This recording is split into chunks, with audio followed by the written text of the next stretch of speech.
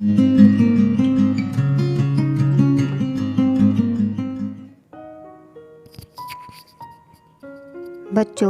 Video के प्रथम भाग में हमने कबीर के दोहों को पढ़ा और समझा।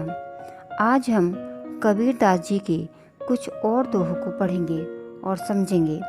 कबीर दास जी का पहला दोहा है, सायर नाही सीप बिन स्वाति बूंद भी नाही, कबीर मोती नीप जे सुनी सिसर गढ़ माही, कबीरा सुनी सिसर गढ़ माही। शायर का अर्थ होता है सागर, समुद्र। निपजे का अर्थ है उत्पन्न होना। सुन्नी सिसर का अर्थ है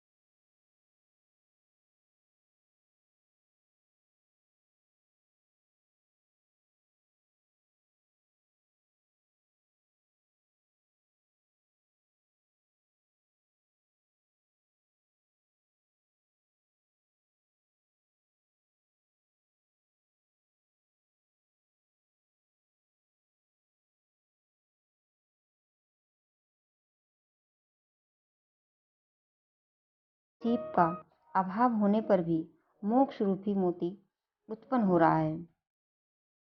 यहाँ पर कबीर दास जी ये समझाना चाह रहे हैं कि बिना सागर, किसी सीपी और बिना स्वाति नक्षत्र की जल के बिना भी शून्य शिखर अर्थात सुषुम्ना नाड़ी के ऊपर के भाग में ब्रह्मनंद अथवा ब्रह्म चेतना के मोती उत्पन्न होते हैं।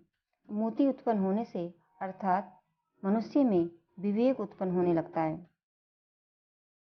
साधना के अंतर्गत जब कुंडली ऊपर उठकर सहस्रार चक्र, तांत्रिक साधना में कुंडली के जागरण हेतु बताए गए 8 चक्रों में से अंतिम चक्र में मिलती है, तब ज्योति का साक्षात्कार होता है।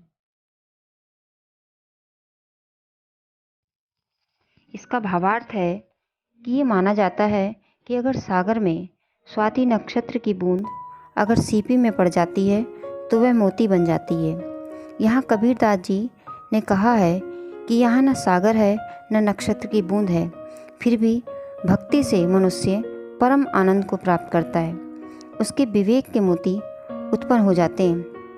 भक्ति में यही शक्ति है। शरीर सागर है, भक्ति नक्षत्र की बूंद है और मोक्ष मोती है। अलंकार इसमें विभावना बिना कारण के ही कार्य हो रहा है।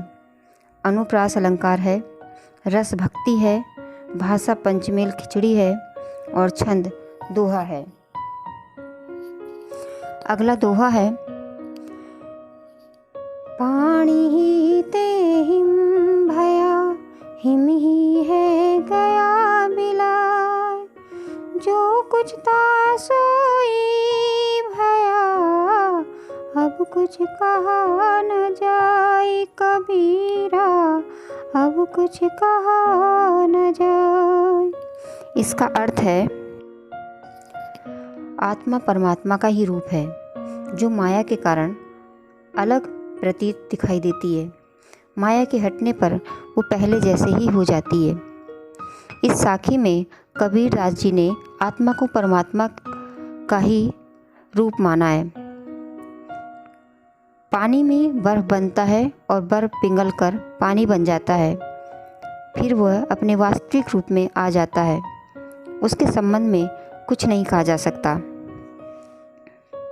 हिम का अर्थ होता है बर्फ, भया हो गया, और बिलाई का अर्थ है विलीन, सोई वही। कबीर कहते हैं कि पानी जमकर बर्फ बन गया, फिर वही बर्फ पिघलकर पुनः पानी बन गया और उसका बर्फ रूप विलीन हो गया। इस प्रकार पानी का जो रूप पहले था वही फिर से हो गया। अब उसके विषय में कुछ नहीं कहा जा सकता। इसी प्रकार जगत की उत्पत्ति, स्थिति और प्रलय में नाम मात्र का ही अंतर है। तीनों का रूप एक ही है। मोक्ष की भी यही स्थिति है और परमात्मा की भी यही एक रूपता है। भाव ये है कि आत्मा परमात्मा का ही अंश है। अतः जीव की मृत्यु के पश्चात आत्मा परमात्मा में ही विलीन हो जाती है। इसमें भाषा पंचमेल खिचड़ी है, अलंकार अन्योक्ति, रस शांत है, छंद दोहा है।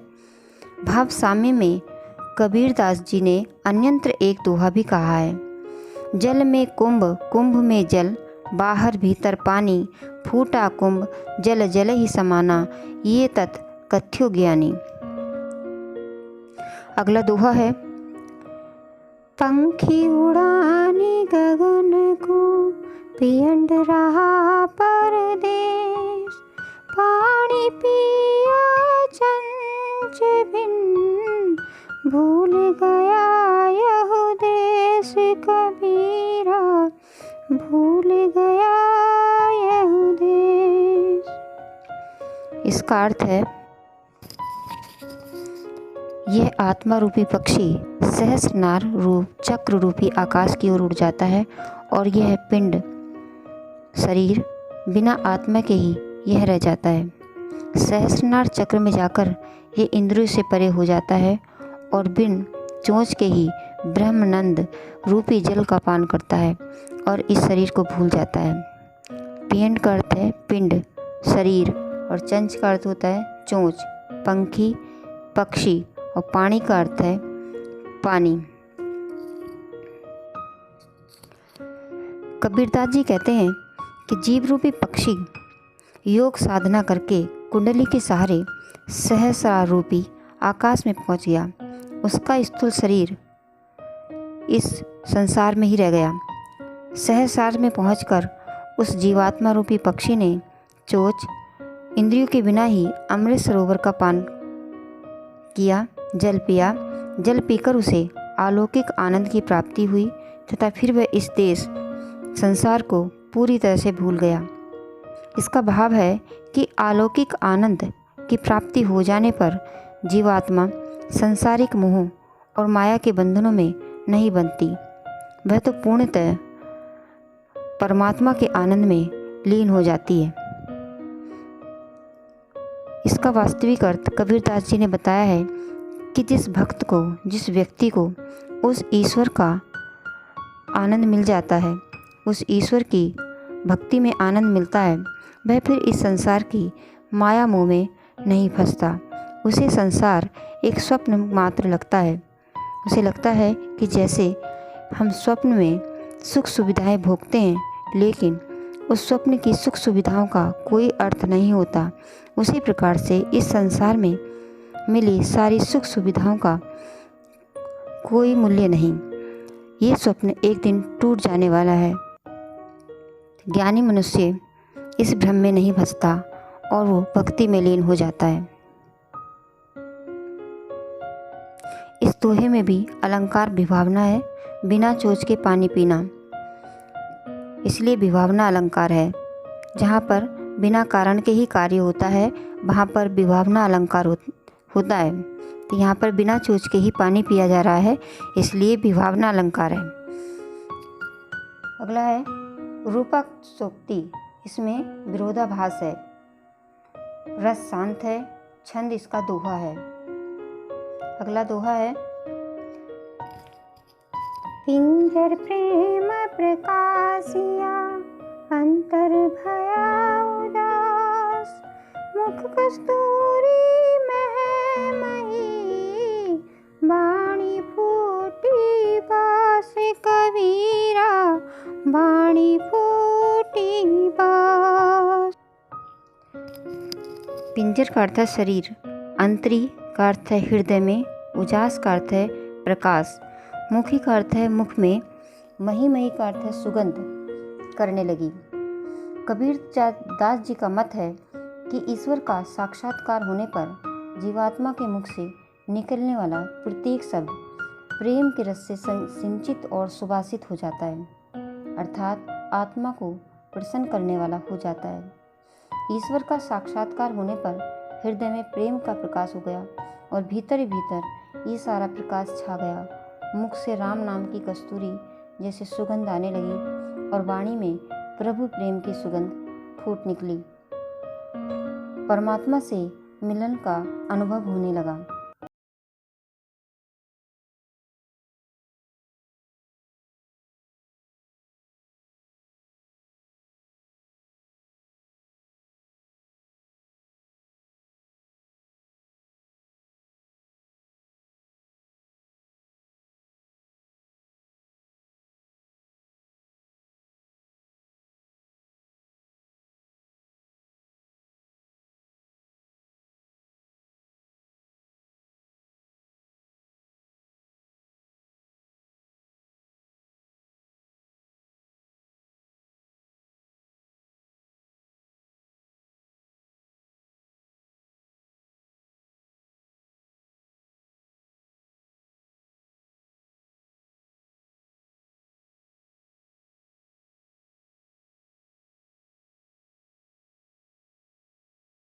अर्थात कुछ बोलते ही पता चल जाता है। उसके मन की पवित्रता उसकी वाणी को बता देती है, अर्थात उसकी वाणी से उसके मन की पवित्रता का पता चल जाता है। अगला दोहा है, नैना अंतरियाव तू ज्यों हो नैन झपेऊं, ना हो देखूं और को ना तुझ देखन देऊं कबीरा, ना तुझ देखन देऊं। अंतरी का अर्थ है अंदर, झपेऊं का अर्थ है बंद कर लूं, हो अर्थात मैं। कबीरदास जी ने प्रस्तुत साखी में आत्मा का परमात्मा के प्रति अनन्य प्रेम दिखाया है। कबीरदास जी कहते हैं, हे परमात्मा, जो ही मैं अपने नेत्र बंद करूं, तू मेरे नेत्रों के अंदर शीघ्रता से आकर बैठ जा। तुझे अपने नेत्रों में बंद करके न तो मैं किसी अन्य को देखूं और न ही तुझे किसी अन्य को देखने दूं। अभिप्राय ये है कि दोनों ही एक दूसरे के प्रति अनन्य भाव रखते हैं और यही प्रेम का चरम उत्कर्ष है। यहाँ पर कबीरदास जी कहते हैं कि हे ईश्वर, जैसे ही मैं अपनी आंखें खोलूं तो तुरंत ही तुम मेरी आंखों के अंदर आकर के बैठ जाना। तो इससे ना मैं तुम्हें किसी और को देखने दूंगा, ना कोई और तुम्हें देखेगा और पूरी तरह से आप मेरे ही हो जाओगे। इसमें प्रेम की अनन्यता का बड़ा ही स्वाभाविक एवं मर्म स्पर्शी चित्रण किया है। वास्तव में अनन्य प्रेम में प्रेमी और प्रिय दोनों एक दूसरे के लिए ही जीवन चाहते हैं। आचार्य रामचंद्र शुक्ल ने भी श्रद्धा भक्ति निबंध में लिखा है कि प्रेमी प्रिया को अपने लिए और अपने को प्रिया के लिए संसार से अलग करना चाहता है। इसमें रहस्यवाद का प्रयोग हुआ है, भाषा पंचमेल खिचड़ी है, छंद दोहा है, रस भक्ति से पुष्ट श्रृंगार है, अलंकार अनुप्रास है। अगला दोहा है, कबीर हरि रस यूं पिया बाकी रही न था की, पाका कलश कुम्हार का बहुरी न चढ़ही चाकी, कबीरा बड़ बहुरी न चढ़ही चाकी। कबीर हरि रस यूं पिया बाकी रही न था की, पाका कलश कुमार का बहुरी न चढ़ही चाकी, कबीरा बहुरी न चढ़ही चाकी।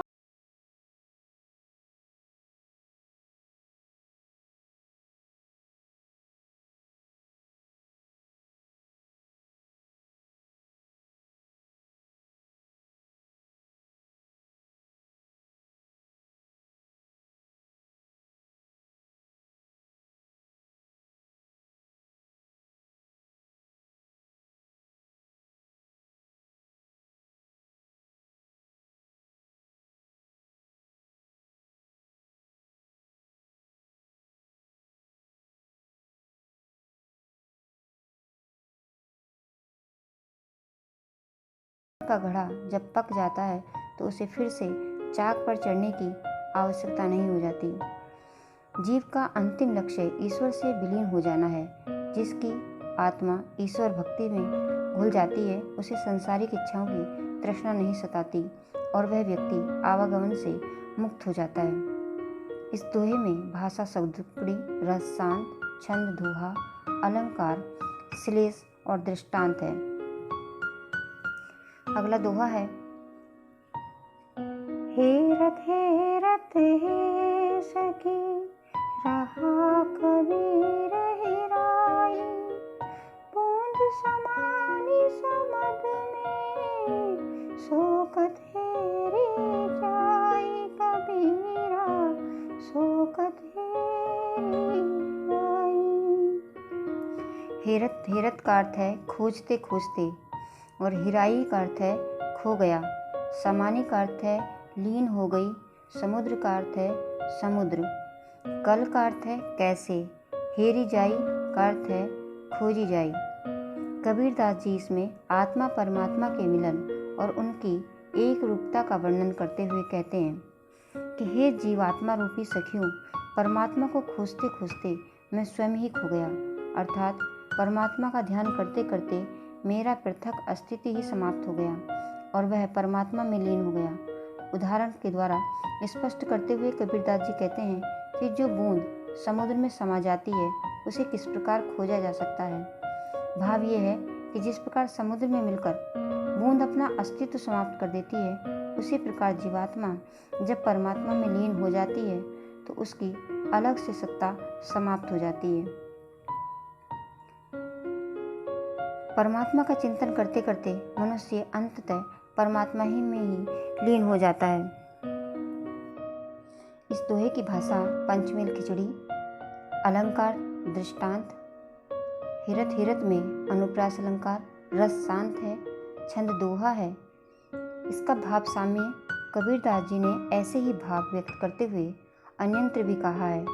लाली मेरे लाल की चित देखूं चित लाल, लाली देखन मैं गई, मैं भी हो गई लाल।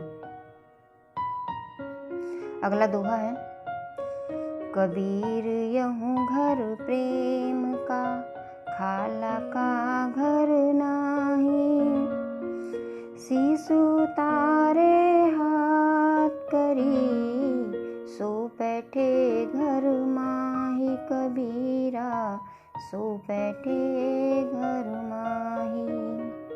खाला का अर्थ होता है मौसी। खाला का घर अर्थात जहाँ पर अधिकार के साथ जाया जा सकता है। बैठे का अर्थ है घुसे।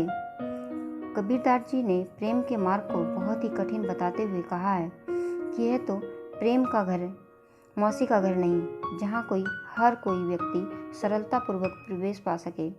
इसमें जाने के लिए व्यक्ति को सिर काटकर हथेली पर रखना पड़ता है, तब कहीं उसमें प्रवेश का अधिकार मिल पाता है। भाव यह है कि जब साधक अपने अहम भाव को पूरी तरह मिटा देता है तब वह ईश्वर प्रेम को पा सकता है। ईश्वर को प्रेम पाने के लिए साधक को सर्वस्व बलिदान करने के लिए हमेशा तैयार रहना चाहिए। इस दोहे की भाषा भी पंचमेल खिचड़ी, अलंकार, व्यतिरेक, रस शांत, छंद दोहा। भाव साम्य के लिए कवि घनानंद ने भी प्रेम के मार्ग पर चलना बहुत कठिन बताया है। उन्होंने कहा है, प्रेम को पंथ कराल महा, तलवार की धार में पे धावनो है। यहाँ पर सिर काटकर हथेली पर रखना पड़ता है। इसका अर्थ ये नहीं है कि व्यक्ति को सिर काटकर हथेली पर रखना है। इसका अर्थ है जब मनुष्य ईश्वर भक्ति में लगता है तो अपना अहम उसे छोड़ना पड़ता है। सिर काटकर हथेली पर रखने का मतलब है कि उसे अपना पूरा अहम, अपना मैं का भाव छोड़ना पड़ता है। अगला दोहा है, जब मैं था तब हरि नहीं, अब हरि है मैं नाही, सब अंधियारा मिट गया, जब दीपक देखा माही, कबीरा जब दीपक देखा माही। मैं का अर्थ होता है आपा, अहम भाव, मैं का भाव। अंधियारे का अर्थ है अज्ञान रूपी अंधकार, माही का अर्थ है अपने अंदर। इस साखी में अहंकार के दुष्परिणाम पर प्रकाश डालते हुए कबीरदास जी कहते हैं कि जब तक मुझ में अहंकार था, अहंकार मैं का भाव था, तब तक मुझे परमात्मा की प्राप्ति नहीं हुई। अहंकार के समान समाप्त होने पर अब मुझे परमात्मा की प्राप्ति हो गई है। जब मैंने ज्ञान रूपी दीपक जलाया तो मेरा ज्ञान रूपी सारा अंधकार दूर हो गया। भाव ये है कि ज्ञान को प्राप्त करने के पश्चात मेरा अहम भाव दूर हो गया और अहम भाव के दूर होते ही मुझे परमात्मा के दर्शन हो गए। प्रभु भक्ति में अहंकार सबसे बाधक होता है। जब तक मनुष्य में अहंकार रहता है, मैं की भावना रहती है, तब तक वह ईश्वर की प्राप्ति नहीं कर सकते। दीपक ज्ञान का प्रतीक है, भाषा इसमें सदुक्कड़ी है, रस शांत है, छंद दोहा है। भाव साम्य के लिए कबीरदास जी ने अन्यंत्र भी कहा था, जब मैं था तब हरि नहीं, अब हरि है मैं नाही, प्रेम गली अति साकरी, या में दो न समाही। बच्चों, हमने कबीरदास जी के दोहों को पढ़ा, समझा। ये दोहे सिर्फ परीक्षा के लिए ही नहीं है, बल्कि इनकी सीख को जीवन में उतारकर अपने अहम अर्थात अहंकार को मिटाना है, तभी इन को पढ़ना सार्थक माना जाएगा। आशा है इन सब दोहों का अर्थ आपको समझ में आया होगा। धन्यवाद।